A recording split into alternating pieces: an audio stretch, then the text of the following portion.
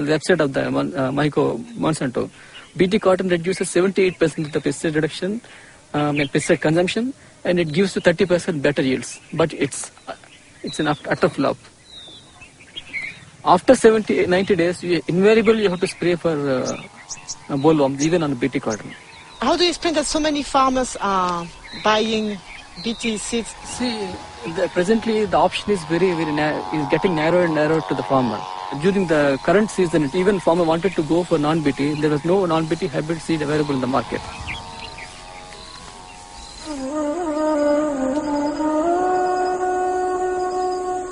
Today in India, Monsanto controls nearly all of the cottonseed market, forcing the locals to buy its seeds at prices 4 times higher than conventional varieties. Small farmers must turn to moneylenders who charge high interest rates. If the harvest is poor, it means bankruptcy, a vicious circle which is decimating Indian villages.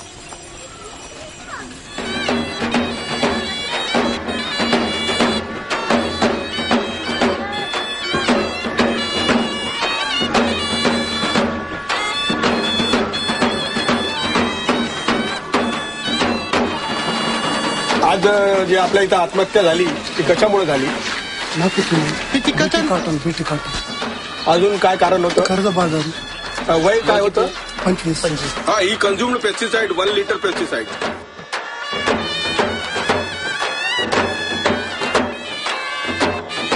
पहिलं decide आहे का? नाही. जगात किती झाली?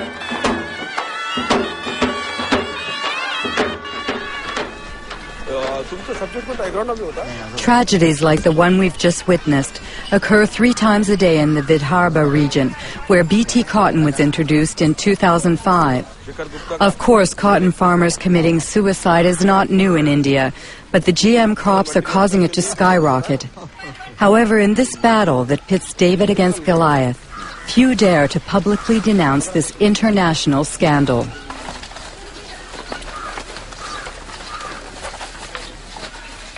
This is Vidarbha's rice growing belt.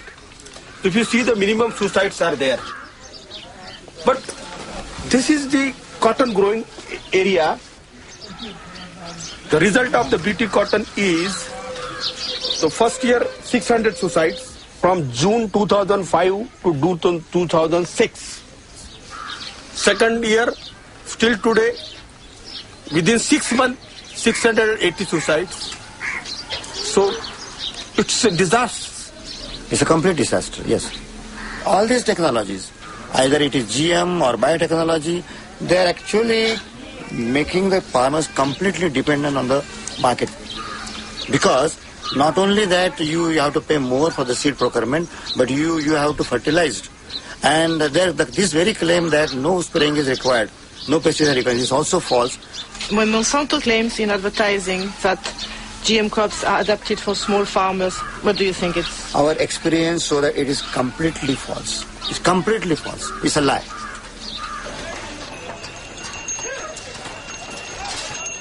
On this day in December of 2006, a revolt was brewing in the largest cotton market in the state of Maharashtra. 3 days later, riots broke out and dozens of small farmers, including Kishore Tiwari, were arrested. बहुत कम भाव में ले रहे माल और काश्तकार करके परेशान हो रहे. तुमचं किती आहे बेटा कर्ज? 32,000 rupees a day. तुमचं 60,000 rupees a day. तुमचं 50,000 rupees a day. 20,000 rupees a day. 50,000 rupees a day. 15,000 rupees a day. लोकांना बीटी लावायचं नाही पुढच्या sir. They don't want to go for the BT.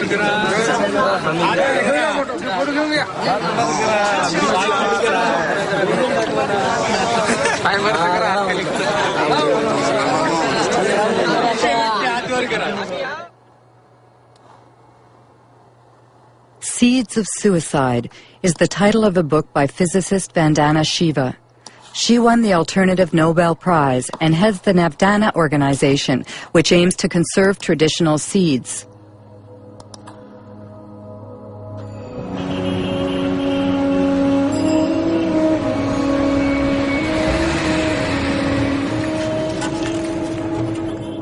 In the beginning, Vandana Shiva's battle was against the first Green Revolution, which brought industrial agriculture to India in the 1960s. Today she denounces what she calls the second Green Revolution, that of GMOs protected by patents. The difference is that the first Green Revolution was public sector driven. It was driven by government agencies. The government agencies control the research. In the case of the second Green Revolution, it is driven by Monsanto. It is a Monsanto-driven revolution. The second big difference is that the first Green Revolution did have a hidden objective of selling more chemicals.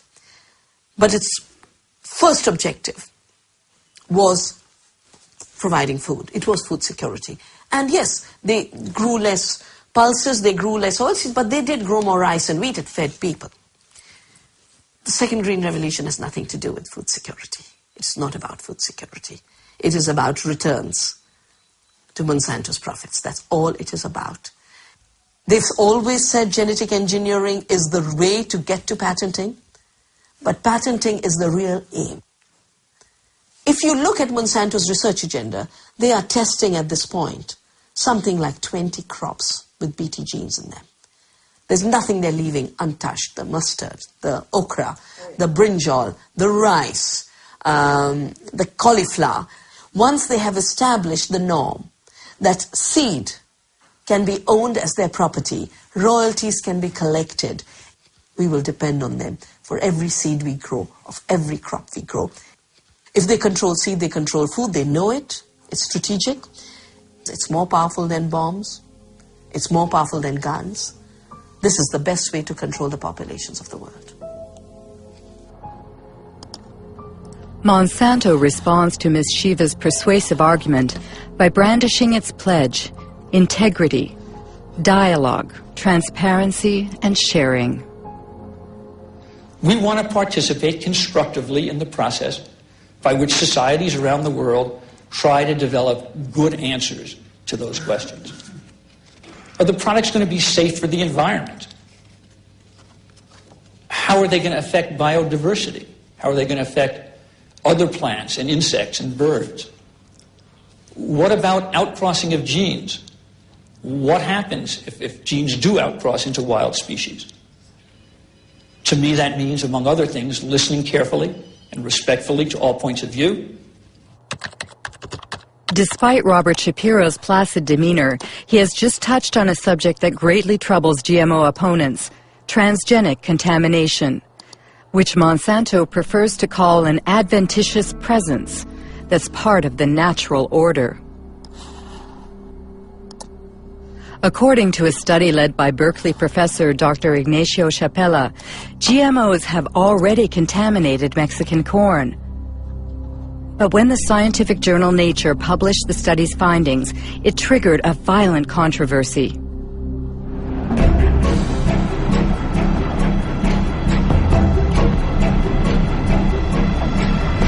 I had been working for 15 years with indigenous communities in Oaxaca, in Mexico, and they had been developing the capacity to analyze their environment themselves.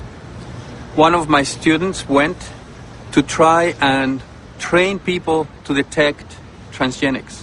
We brought with ourselves a positive control. That was a can of corn from the US that we knew was transgenic. And we were looking for a negative control. And we thought the best negative control is going to be corn from the local places, because we all believed that was the cleanest, the most well-preserved source of corn in the world.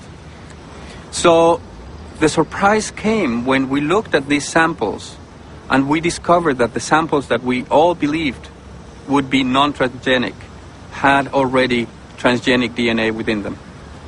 It was a very big surprise for us to discover that these land races of corn that were kept by people